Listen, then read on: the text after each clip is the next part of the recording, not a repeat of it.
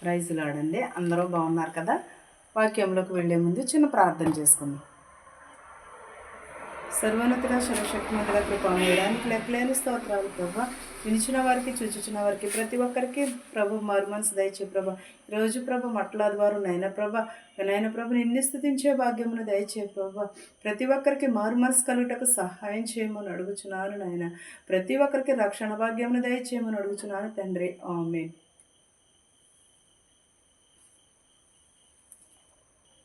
మట్లాదివారం కదండి ఈరోజు.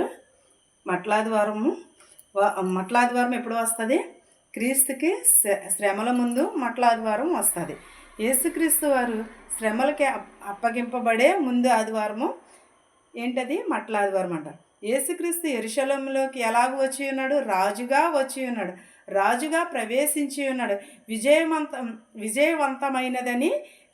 విజయవంతమైన దినానికి గుర్తుగా ఇది ఈస్టర్కు ముందు వచ్చే ఆదివారం. ప్రజలు తాటి మట్టలతో జయ ధ్వనులను చేయుచు ఆయనను ఆహ్వానించారు. ఈరోజు వినయము, విధేయత మరియు క్రీస్తు రాజరికాన్ని సూచిస్తుంది. ఇది ఏంటది? ఎప్పుడొచ్చింది? ఇది శ్రమలకు ముందు ఆదివారం. ఇది శ్రమల వారం. ఏంటది? శ్రమలకి ఆరంభమైన మట్ల ఆదివారం. ఇది మట్ల ఆదివారం ప్రత్యేక సందేశం ఏమిటంటే వినయముతో కూడిన విజయము. అంటే యేసుక్రీస్తు వారి విజయమును సమకూర్చుకున్నారు. ఎప్పుడు? విజయమును మట్ల ఆదివారానికి ముందు. యేసుక్రీస్తు వారు గర్వంతో కాకుండా వినయంతో గాడిద పిల్లపై యెరూషలేములోనికి ప్రవేశించారు. అప్పుడు ఒక వాక్యం చదువుకుందాం. ఏంటంటే జకర్యా 9:9 చదువుదామండి ఒకసారి. సియోను నివాసులారా బహుగా సంతోషించుడి, యెరూషలేము నివాసులారా ఉల్లాసముగా ఉండుడి. నీ రాజు నీతిపరుడును రక్షణ గలవాడును దీనుడనై గాడిద పిల్లను ఎక్కి నీ యొద్దకి వచ్చుచున్నాడు. ఎక్కడికి వచ్చుచున్నాడని? మన రాజు ఏమై ఉన్నాడు? నీతిపరుడును నీతిమంతుడును అయ్యున్నాడు.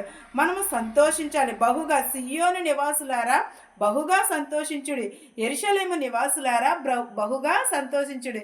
నీ రాజు గాడిద పిల్ల మీదను వచ్చుచున్నాడు. కాబట్టి ఎలా సంతోషించాలి? మనము జయ ఉత్సవములతో సంతోషించాలి.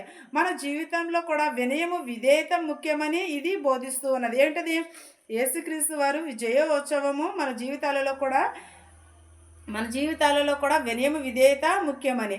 మనం ఎలా ఉండాలి? మన హృదయ స్పందన ఎలా ఉండాలి? జనులు తమ వస్త్రాలను, తాటి మట్టలను దారిలో పరిచి యేసుని ఆరాధించారు. కానీ నేడు మన హృదయాలు ఆయనకు అప్పగించి ఆయనను మన జీవితాలలో రాజుగా అంగీకరించి ఉన్నామా? మనము హృదయాలలోకి దేవుడు రాజుగా వచ్చి ఉన్నాడని మనము అంగీకరించి ఉన్నామా? దేవుడిని మన హృదయంలోనికి. ఆనాడైతే తాటి మట్టలతోని దేవుడు వచ్చుచున్నాడని, గాడిద మీద ఊరేగుతూ వచ్చి ఉన్నాడని వారందరూ ఎరిగి తాటి మట్టలు కానీ, ఈత మట్టలు కానీ, లేకపోతే బట్టలను కానీ దారిలో పరిచి యేసుక్రీస్తు వారు జయహో జయహో జయహో అని అందరూ కేకలు వేయుచున్నారు తాటి మట్టలు పట్టుకుని. మన జీవితాలలో కూడా రాజుగా అంగీకరించాలి యేసుక్రీస్తుని. ఇది కేవలం ఒక ఉత్సాహధ్వని కాదు. మన పాప విమోచన కోసం యేసు సిలువలో యాత్రకు నాంది ఇది. ఏంటది? ఇది యేసుక్రీస్తు సిలువలో యాత్రకు నాంది ఇది పలికిన రోజు. ఆయనే మన నిజమైన రక్షకుడని మనం ఎరిగి ఉండాలి. ఏమై ఉన్నాడు? నిజమైన రక్షకుడని ఎరిగి ఉండాలి. హోసన్న రక్షించుము, హోసన్న రక్షించుమని దేవుని కేకలు వేయించు మనము ఊరంతా తిరుగుతూ తాటి మట్టలు పట్టుకుని ఉంటాము. ప్రజలు హోసన్న రక్షించుమని కేకలు వేశారు. అంటే క్రీస్తులోని రక్షణ ఉన్నదని, క్రీస్తులో నిరీక్షణ ఉన్నదని మనము ఎరిగి ఉండాలి. మనము క్రీస్తునందు ఎలా ఉండాలి? విశ్వాసము కలిగి ఉండాలి. మట్లాదివారము మన హృదయాలను కదిలించేలాగా ఉండాలి. విధేయతతో నింపుకొని క్రీస్తుకు స్వాగతం పలకాలి. పవిత్రత దినము కాబట్టి మన అందరమును కూడా విజయ ఉత్సవములతో దేవుని యందు మనము ఆరాధించాలి, దేవునిని మనము స్తుతించాలి. ఏమని అంటున్నాడు ఇక్కడ? సియోను నివాసులారా బహుగా సంతోషించుడి అని అంటున్నాడు. ఎప్పుడు దేవుడు మన యొద్దకు వచ్చుచున్నాడు కాబట్టి మనందరమును కూడా ఏమి ఎరిగి ఉండాలి? యేసుక్రీస్తు వారు నిజమైన రక్షకుడు అని ఎరిగి ఉండాలి. ఎరిగి మనము సంతోషించాలి, ఆనందించాలి, దేవుని యందు ఉల్లాసించాలి. నీ రాజు నీతిపరుడు. ఏమైనాడు మన రాజు? నీతిపరుడు, విశ్వాసపరుడు, నిరీక్షణ కలిగిన వాడు. కాబట్టి మనము నీతిని కలిగి మనము నడుచుకోవాలి. మన హృదయాలలో యేసుక్రీస్తుకి స్థానం ఇవ్వాలి. నివాసులారా ఉల్లాసముగా ఉండుడి అని అన్నాడు. నీ రాజు నీతిపరుడును, రక్షణ గలవాడు, దీనుడై వచ్చుచున్నాడు. మన మధ్యకి ఎలాగ వచ్చుచున్నాడు? నీతిపరుడును, రక్షకుడును అయ్యి వచ్చుచున్నాడు. రక్షణ గలవాడై దీనుడై వచ్చుచున్నాడు. దేని మీద? గాడిద పిల్ల మీద గాడిదను ఎక్కి వచ్చుచున్నాడు.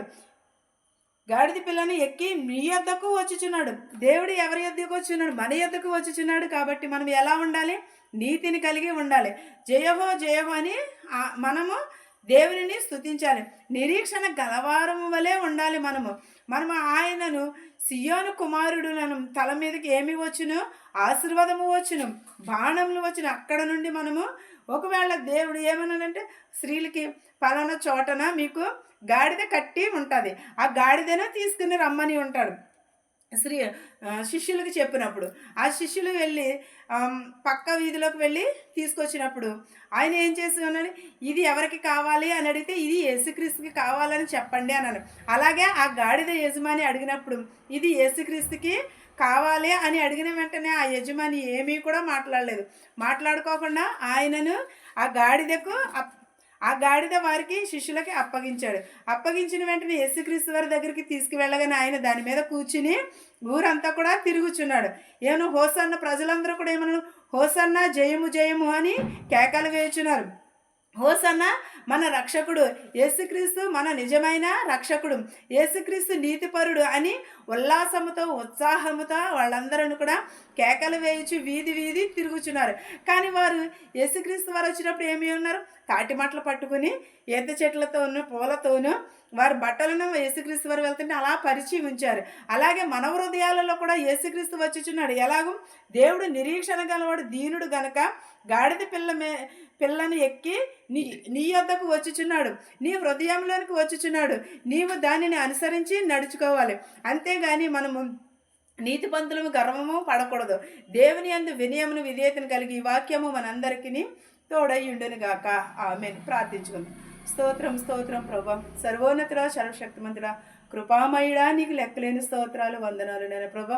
విరిగి నలిగిన హృదయంను దయచే ప్రభా, మారు మనసు దయచే ప్రభా. నా ఇంటికి వచ్చుచున్నావు నాయనా ప్రభా, మా హృదయాలలోకి వచ్చుచున్నావు నాయనా ప్రభా. వచ్చి తలుపునొద్ద నుండి తట్టిచుండగా ప్రభా, మేము తీసేవారుగా ఉండుటకు సహాయము చేయ ప్రభా. ప్రతి ఒక్కరికి రక్షణ భాగ్యమును దయచే ప్రభా, నిన్ను స్తుతించే భాగ్యమును దయచేయమని అడుగుచున్నాను నాయనా ప్రభా. నీకు స్తోత్రాలు, నీకు వందనాలు ప్రభా. మా శత్రువులు మిత్రులు దీవించినైనా, ధనికులనేమి భేదాలనేమి దీవించినైనా ప్రభా. ప్రతి ఒక్కరికి మారు మనసు దయచే ప్రభా, ప్రతి ఒక్కరికి రక్షణ భాగ్యమును దయచే ప్రభా. ప్రతి ఒక్కరికి ప్రభా నీవు తలుపునద్ద నుండి తట్టిచుండగా తీసే హృదయం కలుగుటకు సహాయము చేయమని అడుగుచున్నాను నాయన ప్రభా. ఎవరెవరైతే ఏ చేతి పనులు అయితే చేస్తున్నారో ప్రభా, వారి చేతి పనులను దీవించిన ఆయన ప్రభా. ఎవరెవరైతే ఏ ఉద్యోగములు చేస్తున్నారో ప్రభా, వారి ఉద్యోగములను ఆశీర్వదించిన ఆయన ప్రభా. ఉద్యోగాలు లేని వరకు ఉద్యోగం దయచే ప్రభా, పిల్లలు లేని వరకు పిల్లలు దయచే ప్రభా. గర్భిణీ స్త్రీలకు సిలువైన కానుక దయచే ప్రభా. ఉద్యోగాలు లేని వరకు ఉద్యోగాలు దయచే ప్రభా. సొంత ఇల్లుల కోసం ఎదురు చూస్తున్న వరకు సొంత ఇల్లు దయచే ప్రభా. అప్పుల బాధలో ఉన్న వరకు సహాయం చేయనైనా ప్రభా. నైనా ప్రభా, ఇతర దేశం వెళ్ళాలని చాలామంది ప్రయాణం పెట్టుకున్నారు ప్రభా. ప్రయాణం అంతట్లో తోడునేడుగా ఉండు నైనా ప్రభా. సఫలతను దయచే ప్రభా. ఇతర దేశాల్లో ప్రభా యుద్ధాలు జరుగుచుండగా ప్రభా, వాటిని ఆఫ్ చేయమని అడుగుచున్నాం ప్రభా. వారికి సమాధాన పడుటకు సహాయం చేయమని అడుగుచున్నాను ప్రభా. సరిహద్దులలో సమాధానపరచువాడు నీవేనైనా ప్రభా. సహాయం నీ దగ్గర నుంచి తప్పగాని ప్రభా, ఎవరి వలని కాదు నాయన ప్రభా. నాయన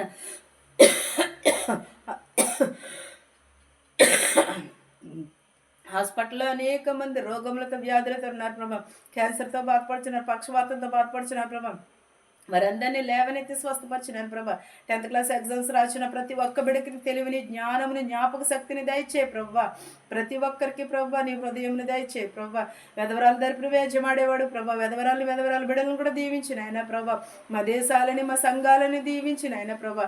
ప్రతి ఒక్కరి కుటుంబాలలో శాంతిని, సమాధానమును దయచేయమని అడుగుచున్నాను తండ్రి. ఆమేన్. పరలోకమందున మా తండ్రి, నీ నామము పరిశుద్ధపరచబడును గాక. నీ రాజ్యం వచ్చును గాక, నీ చిత్తము పరలోకమందు భూవైంది నెరవేరినట్లును మనుదినాహారం నేడు మాకు దయచేయము.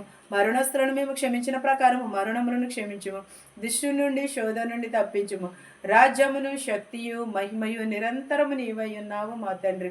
చూచుచున్న వారికి వినుచున్న వారికి ప్రభు ఇతర దేశాల్లో ఉన్న యుద్ధాలను ఆప్ చేయటానికి 10th క్లాస్ ఎగ్జామ్స్ రాయించిన ప్రతి ఒక్క బిడ్డకి సదాకాలం నీ కృపతోడయ్యుండును గాక.